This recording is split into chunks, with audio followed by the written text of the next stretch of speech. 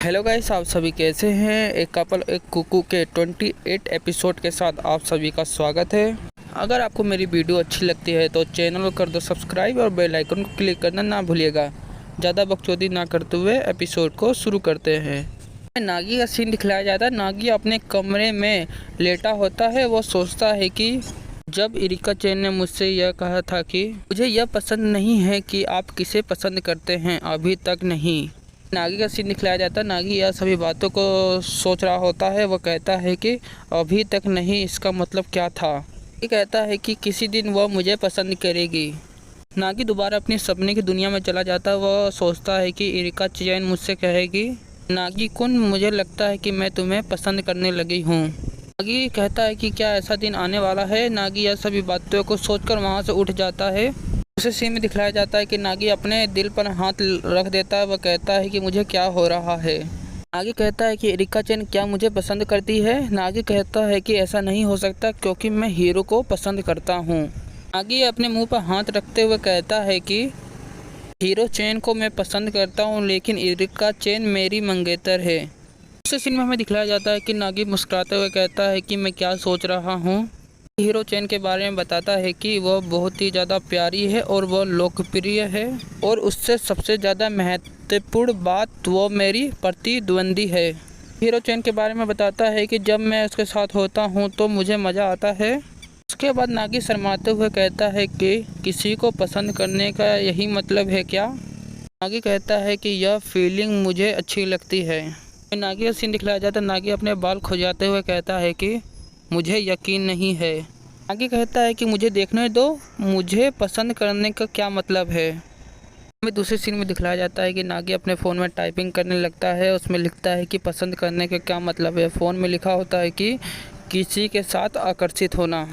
नागी का सीन दिखलाया जाता है। नागी अपने फ़ोन में पढ़कर समझ नहीं पाता है। नागी कहता है कि इसका क्या मतलब है।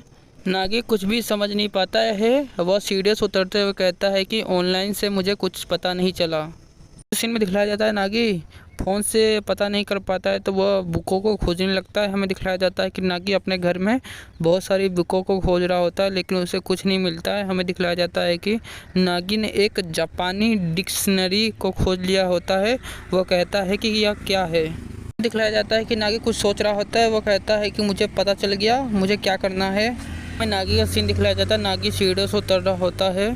साची नागी को इतनी जल्दी जाते हुए देख लेती है। साची नागी से पूछती है कि तुम इतनी जल्दी में कहाँ जा रहे हो। नागी कहता है कि मैं अपने घर जा रहा हूँ। साची नागी को कहती है कि यह क्या करने की कोशिश कर रहा है। हमें दूसरे सीन में नागी के घर का बाहर का सीन दिखलाया जाता है कि मोम नागी को कहती है वेलकम बैक, तुम आ गए। नागी अपनी मोम को कहता है कि दूसरा दरवाज़ा बंद था, जिसके कारण मैं पीछे वाले गेट से आया हूँ। नागी अपनी मोम को कहता है कि क्या आपने दोबारा रेस्टोरेंट खोल लिया। नागी की मम्मी नागी से कहती है कि मुझे यकीन है कि तुम इसमें मेरी मदद करोगे। नागी अपनी मम्मी को कहता है कि मैं नहीं कर सकता वास्तव में। नागी की मम्मी पापा से कहती है कि मुझे लगता है कि नागी बहुत जल्दी में है। नागी के पापा कहते हैं कि मुझे लगता है कि वह कुछ खोजने आया है।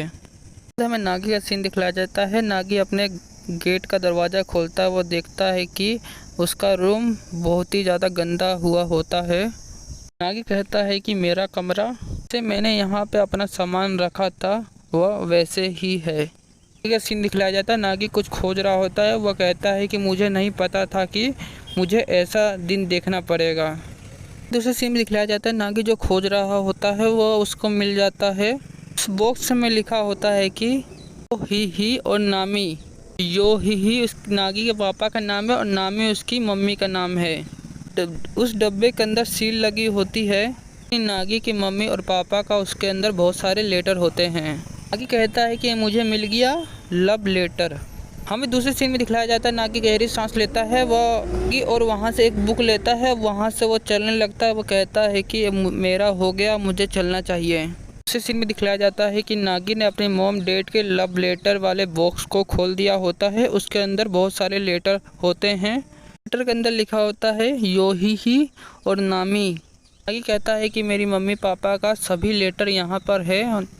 नागी ऐसा इसलिए कर रहा होता है क्योंकि उसको पता ही नहीं होता है कि पसंद करने का क्या मतलब है। नागी पीछे की तरफ देखता है कि कोई है तो नहीं। नागी उसमें से एक लेटर उठा लेता है और उस लेटर को खोलता है। वास्तव में यह कहानी क्या है, हमें दूसरे सीन में दिखलाया जाता है। नागी पूरे लेटर को खोल देता है। उसमें लिखा होता है कि नागी के पापा ने नागी की मम्मी को लिखा होता है कि तुम प्यारी हो। नागी के पापा ने नागी की मम्मी को लिखा होता है, जब भी मैं तुम्हारे पास से गुजरता हूँ तो मेरा दिल तेज़ी से धड़कने लगता है। नागी यह सभी बातों को पढ़कर वह सोचता है कि सब क्या है। नागी दूसरे लेटर को खोलता है। उसमें लिखा होता है कि इंसान, मैं तुमसे प्यार करता हूँ। आप सभी लेटर में देख सकते हैं। दिखलाया जाता है कि नागी सभी लेटर को खोल के देखता है। उसमें सभी बातें लिखी होती है। मैं तुमसे प्यार करता हूँ, मैं तुमसे प्यार करता हूँ। वह सभी नागी पढ़ के परेशान हो जाता है। नागी अपने सर पे हाथ रखते हुए कहता है कि क्या तुम मजाक कर रहे हो। हमें दिखलाया जाता है नागी को कोई आवाज़ लगाता है। कोई कहता है कि नागी कौन, तुम क्या कर रहे हो। जो आवाज़ दिया होता है वह नागी के पापा होते हैं। नागी के पापा नागी को कहते हैं कि तुम क्या कर रहे हो। नागी कहता है कि मैं कुछ नहीं कर रहा हूँ। लेकिन नागी के पापा उस सभी लेटर को देख लेते हैं। वह कहते हैं कि नामी सैन ने इस सभी लेटर को सील कर दिया था, तुमने ऐसा क्यों किया। नागी यह सभी बातें सुनकर घुटने पर बैठ जाता है। वह कहता है कि मैं तो सिर्फ नागी अपने पापा को कहता है कि मुझे पसंद करने का मतलब नहीं पता। नागी के पापा का सीन दिखलाया जाता है। नागी के पापा कहते हैं कि क्या तुम्हें यह सब नहीं पता, चलो मैं तुम्हें बताता हूँ, लेकिन यह सभी लेटर को एक जगह रख दो। नागी के पापा अपनी कहानी को शुरू करते हैं। नागी के पापा कहते हैं कि नामी चैन मेरे पड़ोस में रहती थी और मेरे ही कॉलेज में पढ़ती थी। नागी कहता है कि हैं। नामी चैन का सीन दिखलाया जाता है। नामी चैन पीछे घूमती है। नागी के पापा वहीं खड़े होते हैं। नागी के पापा नामी चैन को प्रपोज करते हुए कहते हैं कि मैं तुमसे प्यार करता हूँ। मैं आप सभी को बता दूँ कि नामी चैन नागी की मम्मी है। इसी में दिखलाया जाता है कि नागी के पापा नामी चैन को एक लेटर देते हैं। वो कहते हैं कि इस लेटर को तुम रख लो। लेकिन नामी चैन कहती है कि मुझे इसमें कोई भी दिलचस्पी नहीं है। नागी के पापा बताते हैं कि मैं उस समय नामी के प्यार में पागल था। नागी कहता है कि तो ये लेटर किस लिए हैं। नागी के पापा बताते हैं कि यह प्यार की निशानी है। नागी यह सभी बातें सुनने के बाद वह शौक में पड़ जाता है। वह कहता है कि यही है क्या प्यार। नागी कहता है कि इसके मामले में तो हीरो चैन के साथ यह सब कर सकता हूँ। नागी कहता है कि रुको, मैं ऐसा कर सकता हूँ। नागी घबराते हुए कहता है कि मुझे करना होगा। नागी के पापा कहते हैं कि क्या हुआ बेटा तुम्हारे साथ। नागी के पापा अपने छाती पीटते हुए कहते हैं कि तुम्हें इस मामले में अपनी दिल की बात सुननी होगी। नागी कहता है कि मेरा दिल। हमें दूसरे सीन में दिखलाया जाता है। नागी वहीं बैठ जाता है। वो अपनी आंखों को बंद कर लेता है। वो कहता है कि मुझ पर लानत है। नागी के पापा कहते हैं कि विचारों को आने दो, कोई आपका नाम पुकार रहा है, वह कौन हो सकता है। नागी के पापा नागी को कहते हैं कि तुम नहीं कर सकते भोंदू। दिखलाया जाता है कि नागी सोच रहा होता है। वो कहता है कि वह कौन हो सकता है, वो सोच रहा होता है। हमें दिखलाया जाता है कि नागी के पापा नागी को कहते हैं कि तुम सोचो। हमें दिखलाया जाता है नागी ने अपने दिमाग के अंदर इरिका चैन, हीरो चैन और साची को अपने मन के अंदर देखा होता है। यह सभी बातें देखने के बाद घबरा जाता है। नागी के पापा कहते हैं कि तुमने देखा ना, क्या तुम्हारे दिमाग में इरिका चैन का नाम आया। ये अपने मुंह पीछे की ओर कर लेता है।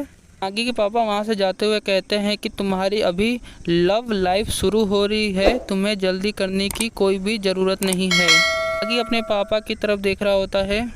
उसी सीन में दिखाया जाता है कि इरिका चैन बेड पर लेटी होती है। वह शर्माते हुए मैसेज करते हुए नागी को कहती है कि मैं अभी तुम्हें पसंद नहीं करती हूँ, मैं तुम्हें अभी के लिए छोड़ देती हूँ। इसी के साथ ये एपिसोड यहीं ख़त्म होता है।